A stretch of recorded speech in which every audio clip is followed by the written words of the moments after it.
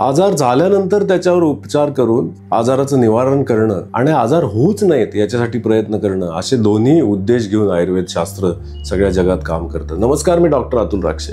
आजार होऊच नयेत याच्यासाठी आयुर्वेदाने एक अत्यंत उत्तम आणि महत्वाची संकल्पना सांगितलेली आहे. त्याला अधारणीय वेग असं म्हणतात. म्हणजे असे आवेग, अशा गोष्टी, अशा संवेदना ज्या शरीराने तुम्हाला सांगितल्यात की हे थांबवायचं नाही. तर कोणत्या गोष्टी थांबवल्याने तुम्हाला मोठे आजार होऊ शकतात याची एक यादी देताना त्याने 13 या ग्रंथकारांनी 13 अशा गोष्टी सांगितलेल्या आहेत. त्या आपण समजून घेऊया आणि या व्हिडिओच्या शेवटी आपण त्याची एक यादी की कोणता आजार कोणत्या आवेगाच्या रोखण्यामुळे होऊ शकेल असा एक आम्ही देणार आहोत. त्याचा तुम्ही नक्की स्क्रीनशॉट काढून ठेवा. त्याच्यात मी तुम्हाला त्यांची एक यादी सांगतो.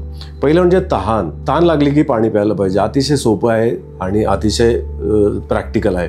भूक, शिंक, खोकला, झोप, जांभई, उलटी, अश्रू, शुक्र आणि श्रमाने लागलेला दम, वायू म्हणजे ढेकर किंवा गॅसेस, लघवी आणि शौचाला जाणं. तर ह्या गोष्टी तुम्ही रोखता कामा नयेत, कारण हे आवेग तुम्ही रोखलेत आणि सातत्याने असं करत राहिलं की त्याचे तुम्हाला शरीरावरती होणारे दुष्परिणाम आणि दूरगामी परिणाम भोगावेच लागतील. म्हणून आयुर्वेद हे केवळ आजारांचं शास्त्र नाही, कसं जगायचं, काय टाळायचं आणि काय स्वीकारायचं याचं तारतम्य शिकवणारं शास्त्र आहे. हे नक्की लक्षात ठेवा. नमस्कार.